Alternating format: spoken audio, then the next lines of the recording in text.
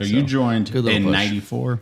96. 96, I'm in 96. 6.5 years enlisted, and then if September 11th had happened, let's say in February, like February 11th instead of 2001, that I don't think I would have gone the officer route, but I already had my package in. It was already, through, approved, had my OCS class update after the getting back from that deployment, so it was kind of already happening.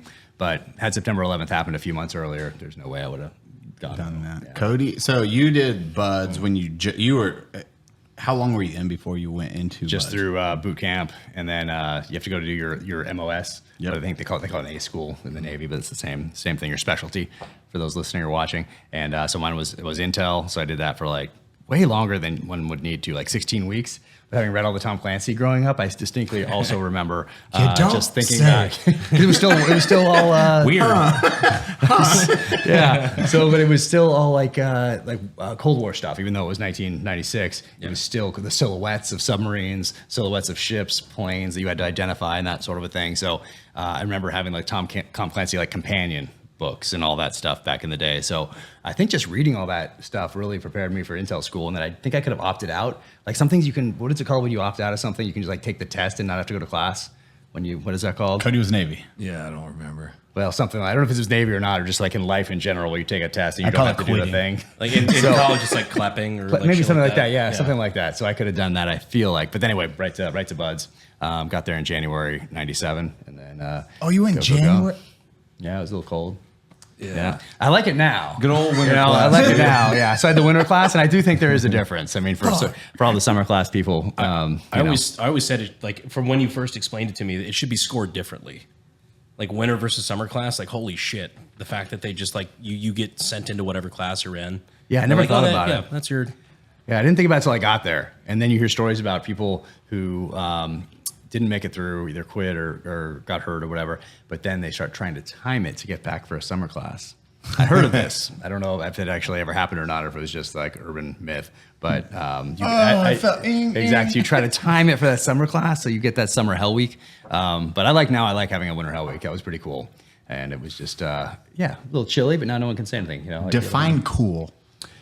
Looking back, it's like one of those things, like looking back on things, obviously, things that are hard. When you look back on it, they're awesome. Type in the 2 middle fun. of it, that's what we call it. Type 2 fun. Type 2 fun. Okay, that's it. So you look back on it, awesome. In the middle of it, maybe not so much. But I think it was for me because I thought about it for so long. Like that's all I wanted to do for my whole entire life. And I knew that afterward I'd write, but I knew you had to do the military side first, just because you're going to get too old. So I was in the exact place that I wanted to be, testing myself exactly the way that I dreamed of, and now here it is. So I liked that aspect of it. And then also I was thinking about all the things that people have done that are so much more difficult than Buds.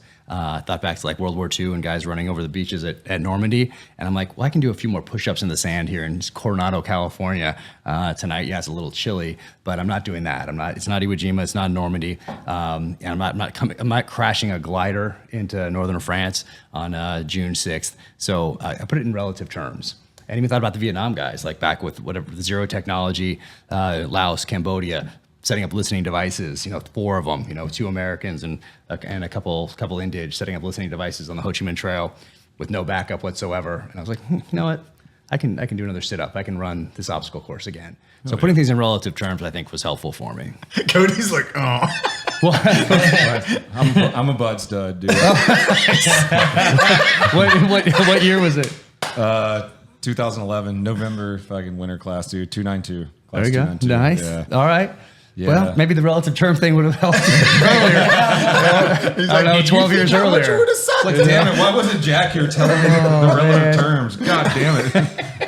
So I think that helps, but that's the understanding of history side of it. Having read all that stuff growing up, my mom was a librarian, so I grew up surrounded by books, love of reading, and so I had this foundation upon which to build, not just reading the fiction I read growing up, but reading all the nonfiction too, because I knew I wanted to be an operator, and so I read everything you could possibly find back then before the internet, anything I could find that I thought would make me a better leader or a better operator. So that was the foundation. So I don't think you could have prepared for either Buds or for doing what I'm doing now any better. So I feel very fortunate that I knew what I wanted to do early, and then really the reading is the foundation of both SEAL team stuff and what I'm doing now. God, what was your worst, like in either, it probably Buds, what was your worst experience where you were right there? Were you like, you know what? No, I mean, people say like thinking about quitting, I thought about quitting in terms of it's a possibility, and that's why you're there to test yourself. So obviously, it's there as part of the whole deal. But I think people have been. There's something in our DNA that makes us want to test ourselves, and you used to have to. You used to have to prove your value to the tribe. So thousands of years ago, you had to go out there, prove your value, and it would be like, let's say, 12-year-old, 11, 13-year-old, 14-year-old, 15-year-old, 16, somewhere in there where you had to do that. And I think that's just in our DNA. And so that's why so many people are drawn to like Marine Corps boot camp typically, but also BUDS or Q course or Ranger School or whatever it might be. But there's this thing in there, I think, in our DNA, in our blood that makes us want to test ourselves. So we can prove something to ourselves and then to the community writ large. And that's just there. So I think when you can kind of get a little too old and look back and say, oh man, I wish I would. That's why people look back and say, oh, maybe I should have tried X, Y, or Z when I was younger, because that's the time typically throughout history that you had to test yourself. So it was a good run, but I didn't think about like, oh, I'm right on the edge of it now. One more minute in this cold water submersion or whatever it is. Surf torture, which I think they now call surf conditioning, because they had to. Torture's a bad word. Yeah, right. So it's the exact same thing. They just changed the nomenclature a bit, but it wasn't like, oh, I can only last 30 more seconds. Like it was never like that. It was just like I knew quitting is an option, but it wasn't an option for me because I wanted to do it my whole life, and I could never go back and tell my friends who I had told since I was a little kid that I wanted to do this. I just couldn't go back and tell them I didn't make it. So yeah, it was fun in that sense. God that I just dang. knew I was in the right place. Motivated as shit. It's like, no, I'm going to make this happen. But the worst part, I guess, is when you get woken up in Hell Week on like Wednesday, you sleep for 2 hours. But I wish they didn't. You know, it would have been much better if they didn't, because they put you in these tents and it's disgusting. You go in these little tents on the beach, GP medium tents, and so for people listening, it's like a canvas tent that you saw on MASH in that TV show. But you're in there and you've been up since Sunday morning. And you've been moving since Sunday, let's say afternoon, evening, like running, sweating, and you're just in this tent now a few days later. And so you fall into some REM sleep right away, but your body is giving off these like horrible, it's just disgusting. It's like walking into a wall, but it's like a fog. It's so gross in there. And you're in there for 2 hours, just like breathing each other's like funk. Pheromone, bad funk. And then they wake you up, throw in another flash crash, whatever, and then you're back in the ocean like a few seconds later, just cold again. But it's good times. Sounds absolute. It's good times. But I hated taking my boots on and off, as weird as that sounds. That's the thing that like gets me. Like taking unlacing, because I was a flip flop guy before that, and so having welcome to the club. Nice, right? So taking your boots on and off and having to do it when everyone's yelling at you, like that wasn't fun. Were you deployed on 2001 9/11? Yes. Were you already deployed and then it happened, or what the fuck was See, I that? didn't learn that until like 2 hours ago. Yeah, I was like reading that piece of information. I was like, hold up. Were you like, man, I can't wait for this joyous deployment? And then you land. It's like, boom. And you're like, shit. Yeah. Well, I'm here. Yeah, I was about 2 weeks into it, I think. So it was my second deployment, so I was not a new guy anymore, but first deployment, it was not, we weren't at war, obviously. Second deployment, we get over to Guam, and 2 weeks into it, September 11th happened, and I think it's about midnight over there with the time difference. People start, you don't have all this stuff in your room you probably do now, no cell phones and that stuff. So people start banging on doors up and down the hallway and come out in the hall and we're like, wait, what's going on? And we did have phones in our rooms though, and just in landlines for those younger. It was attached to the wall. What the fuck is that? Yeah, exactly. Those Look it things- up. Exactly. Those Look it things up. next to the desk on the at a hotel. That's it. That's what. And so we went down to there was only one TV in the basement, and so we all convened down there and watched the towers fall on TV. And so we thought for sure we're going like tomorrow, like we're going. And it ended up being a couple weeks till we went, but I went right away and did some personal protection stuff for what was then called Commander Singpac Fleet. They changed the name since then, because they said there's going to only be one commander-in-chief. It used to be commander-in-chief of whatever, and so there were all these different ones. And this was the Pacific Fleet. He went to the Philippines and like Indonesia, kind of to shore up support from allies. So I did a little personal protection with him, and it was like we didn't know anything yet, so we just geared up. So it was like the full-on commando, predator, Rambo, like gear up, like, you know, because we didn't know what we were doing yet, and all we were going to do did is the action montage. exactly, yeah, Every morning. Yep.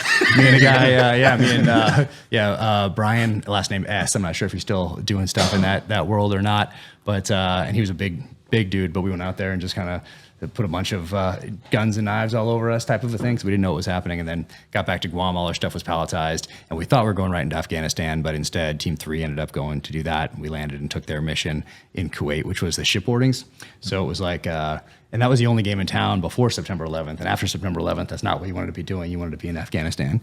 So it was like to enforce the UN embargo. So ships coming out of Iraq, and then they take a hard left-hand turn for Iranian waters. So you had a certain amount of time to get on those ships, take them over, and then turn them back in international waters. And then have a prize crew who actually knows how to drive these things because they were big tankers. And so that was a little dicey because they'd make sure it was bad weather when they would make their break. And they took barbed wire and put them all over the deck so you couldn't do a fast rope because it would get fouled. So they had barbed wire all over the decks. And then they'd cut the ladder. So if you get on that deck, so a Class 3 tanker, I'm going back to the memory banks here. So please correct me in comments. Correct me in the comments. Don't you do it. So it has that like superstructure thing. And then there's the deck with all the stuff on it. So they cut the ladders. So you'd have to climb onto the ship from a boat, like you climb up this caving ladder. And then once you got on, you'd have to do that again because they cut the ladder. So you'd have to hook again, climb up here, and then all the doors were welded shut. So then you'd have to use the torch or the quickie, both in conjunction, to get in. And you hopefully weren't in Iranian waters because if you got too close or went over that line, then you'd have to get off pretty quick and get out of there. So it was interesting. That's fucking gnarly. Yeah. You're just glazing over. He's like, yeah, we're like, go on. Like, fucking Wild. Yeah, dude, this is crazy. I can't remember what the little ladders, like the little wires. Caving ladders. I think they use them like CrossFit damn. stuff now. Don't they use them like CrossFit stuff? It's like one of the things. Yeah, dude. You gotta like climb. If you guys have never seen you know, them for before, time. They're hard as fuck to climb up. There's no balance. So Jack was climbing up those on the side of a ship. They're this wide. Yeah. They suck very bad. Jamie, pull it up. There we go.